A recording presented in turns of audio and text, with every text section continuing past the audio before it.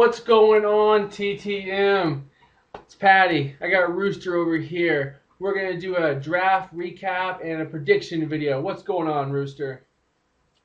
Not much. Ready to get going. Opening day. Just Yep. short 5 or so days away. I'm ready. I think it's time to take the bats off the shoulders and let's get this Exactly. stuff flying. Who That's remembers this Rooster's one? high school bat. Anyway, so do you want to get right into a little bit of a draft recap, Rooster? Yeah, we'll start off on the first round. I thought it was a great first round. I Technically didn't the see 11th round. Tanaka go in number one. I thought Abreu would go one, but Tanaka is 1B, I guess, if Abreu's 1A. The same thing happened a few years ago with Cespedes and Darvish. Right. The pitcher went one, the hitter went two. So I wasn't Yeah. shocked. I thought those guys would both go 1-2. Um, Yeah.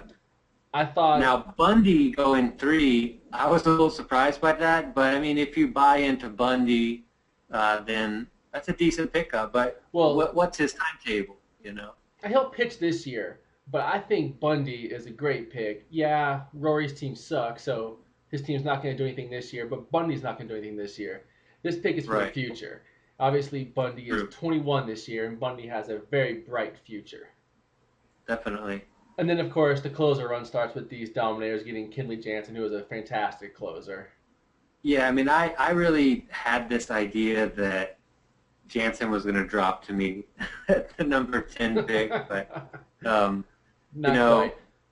basically my top three closers were Jansen, Hall, and Nathan, and they went boom, boom, boom Yeah. in front of me.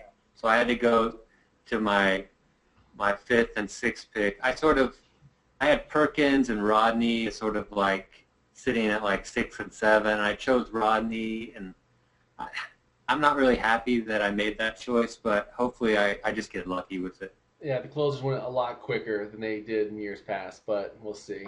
Um, I thought What maybe I thought the was interesting is that like that the Bronx went Trumbo, big power, and then backed it up with Hamilton in the second, which, man, that's some power, but there's like a lot of OBP and there's a lot of man, issues there besides the power. I thought it was weird to go back to back like all or nothing good thing sort we of don't guys. count fielding stats. Trumbo is by far the worst fielding player I've ever seen. Did you see that play in Oh, Australia? that was the worst. When he's I mean, climbing everybody the thought it was fence, the going. He ball hits the. Oh my god! I mean, he missed it by like 10 feet. He turned his back 10 on it feet. before it even got close to him.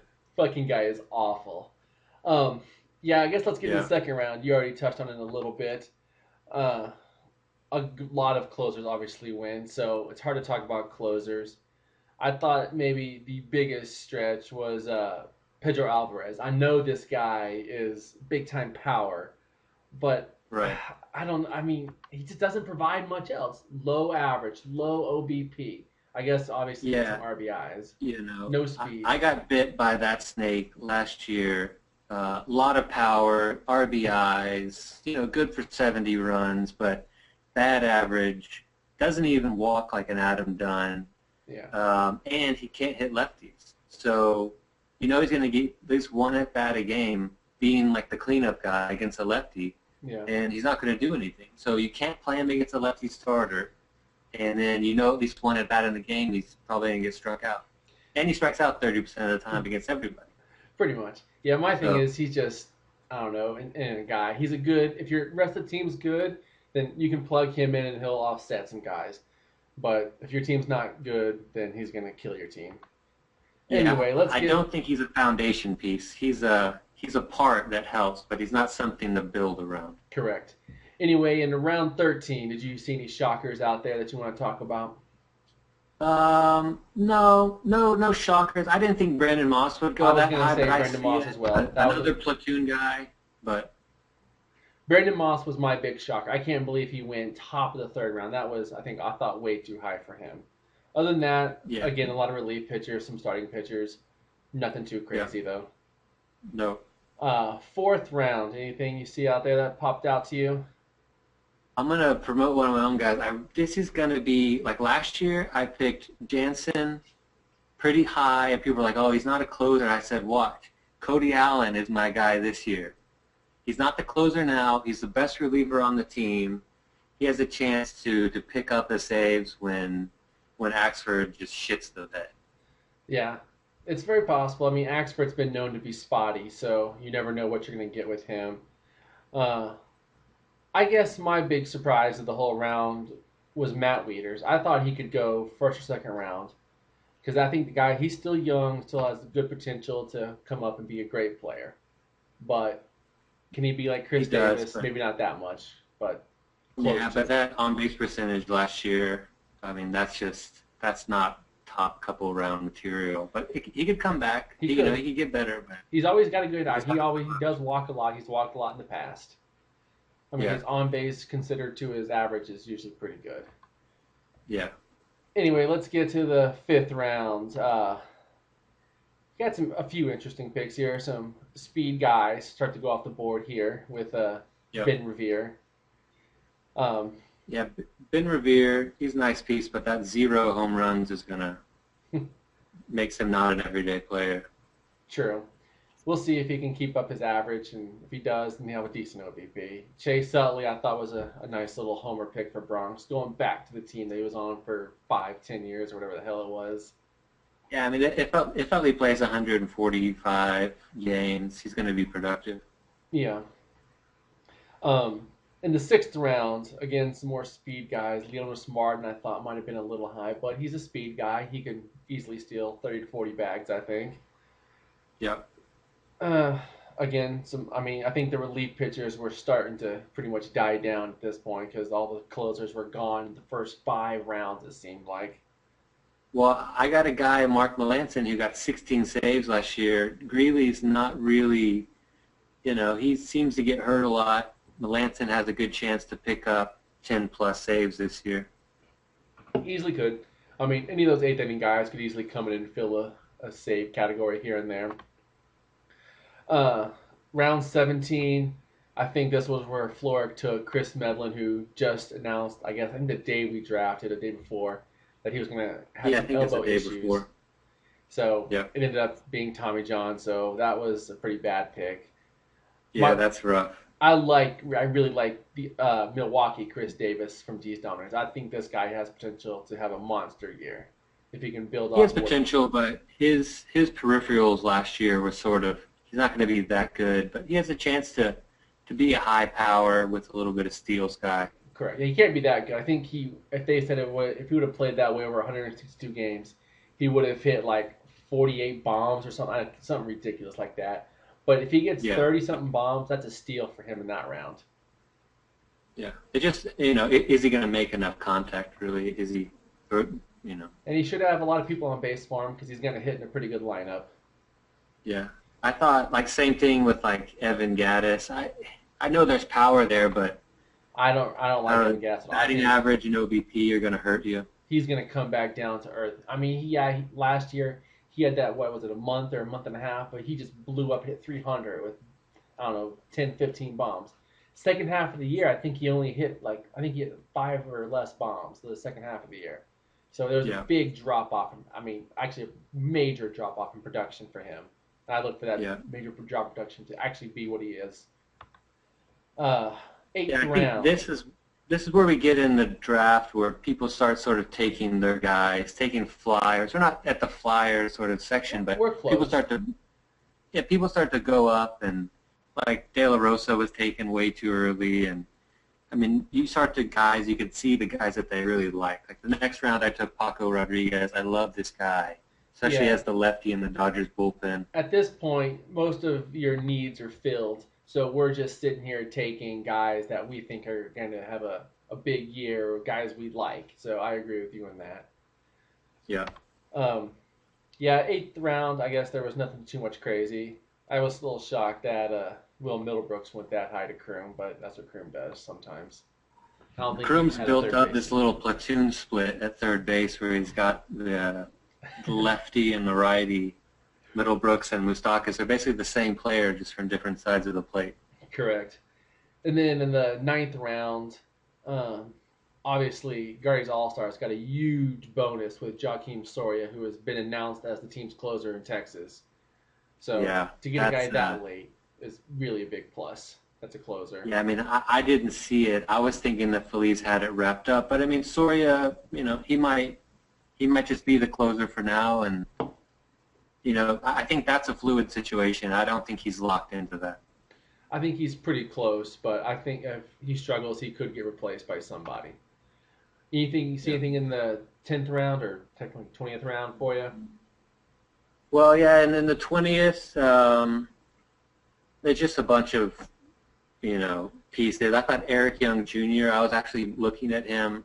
If he can make, if he can just hit better, he He's has a a speed chance to guy. be That's a all he is. really, really solid fantasy player. Yeah. Oh no, he's a speed guy. We'll see what happens. I mean, those speed guys can really kill you if they don't hit that for average and get on base. Right, but he walks a lot. He's going to be the leadoff guy. He's got like a shot. I don't Yeah. think you can't bank on it, but he's definitely got a shot. All So right. Well, we'll try to speed through these last 10 rounds. But do you see anything in the last 10 rounds? I know I liked in the 21st round. I really liked Adam Eaton, who Gunnar Glunga took on the White Sox. Now I think he could have a very good year in Chicago. yeah, he's to me that's the same sort of deal as Eric Young Jr. He's got an opportunity. If he seizes it, he's going to be a great player. Correct. Um, We got Bull 23rd taking round, I think we Ventura. need to bring up Gay taking Oscar Taveras, the only guy that was a minor league Yeah, draft pick who got taken. Um, I mean that's just silly. There's no point in doing that. yeah, Gay didn't have a very good draft. Uh, No, let's see. I saw, Bruce Rondon, you took him in the 23rd round also with a TJ. with the TJ, I thought that was going to be a great little pick there, but that didn't work out. Yeah, good old TJs. And then like we were talking about, like the rest of the picks. This is you can't. I don't see any guys that jump out. There's not really any guys like, oh, that guy should have been taken earlier Yeah, I don't or know when whatever. Chris Davis was drafted last year or Carlos Gomez, but yeah, I don't know if there's that guy. I mean, there could be out there in these rounds, but probably not. I mean, some guys I'm looking at that you have. Do you still have Melky on your team? Yeah, I just have him. He's not going to hit for average, or sorry, a lot of home runs or steal a lot of bases, but I'm hoping that he can hit 300 again and maybe have a 350 OBP. He's got a chance to bounce back. I think that's what guys are just looking at in this bottom of the thing, bounce back guys. Daniel Nava, I thought was a good pick. Yeah, I've Um, had him last year. a guy I was focusing on, and I didn't take him early enough, was Ethier. I wanted to get him late. It Yeah, didn't work out, but I got my boy Derek Jeter. He's going to be the mascot. He's probably not going to play that much this year, but he'll stay on the roster all year as the mascot, sort of like the bench coach of the yeah. leg spin this year. Kroom took his lover boy Mustakas. We'll see if he can finally get it together. He's having a great spring, but spring training doesn't mean shit. I think he's had great springs in the past, so He it has. doesn't mean anything. So yeah, other than that though, I don't know. Anything else you want to talk about the draft? No, I thought it was a pretty solid draft. There are some reaches, but last year I thought one of the biggest reaches was Chris Davis. So obviously you can't tell much from a draft. Yeah, any player that's that young could always break out. Now let's get Exactly. to some. You want to talk about some predictions this year? Obviously, I you're in do. first place after 2 games, so that's a big plus for you. Yeah, like I think that I got some nice projections. Like I'm probably going to steal 800 bases this I don't year, know about have that. like 800 holds, 1,000 runs. So I'm on pace for a good season. If you say that. Um, I thought the new guy, Josh, if he would have, I don't know, I guess he just forgot about holds. But luckily, you can always pick up some holds guys or trade for him. But I thought if he would Yeah, have drafted some holds guys, his team was really complete and he could have, uh, I guess, won the league like you did with your first year. So I liked him. I think he could still finish maybe third or fourth because I didn't really like his draft that much. But he would probably be yeah, my third or fourth range. yeah. I Surprise like his pick. team, but you got to have those guys that are always going to pitch the eighth. You can't rely on the seventh inning guys to get holds all the time, and True. that's really what's available right now. Yeah, I mean, So, there's gonna be some more injuries, and he's gotta be on his oh, button, on his game with the wire. yeah, but the problem is so is everybody. Everybody's going to be on it as well, so it True. makes it harder. Um, As far as predictions, this is how I'm going to predict it this year. 1, 2, 3. let's hear it. Number one, I'm going Kroom. Number two, I'm going Schaefer. Number three, and this is I sort of been thinking about this in the last couple of days. Guardy's All Stars with a reinvigorated Weller is going to come through this year. His team, I look at his team, and he's got like a lot of really good players. He's gonna, He just needs to if manage he his team. manages Yeah, throughout the year, he's gonna be top three. I like that pick. So I think he'll do just enough to finish in the money. My winner, I'm gonna go with Schaefer, and my two pick, I'm going Kroom. So we're going opposite 1-2, and then like I said, I'm going Josh, the new guy, at third, and I'll take the Mm-hmm. homer pick and myself at fourth. So those are my I top think, four.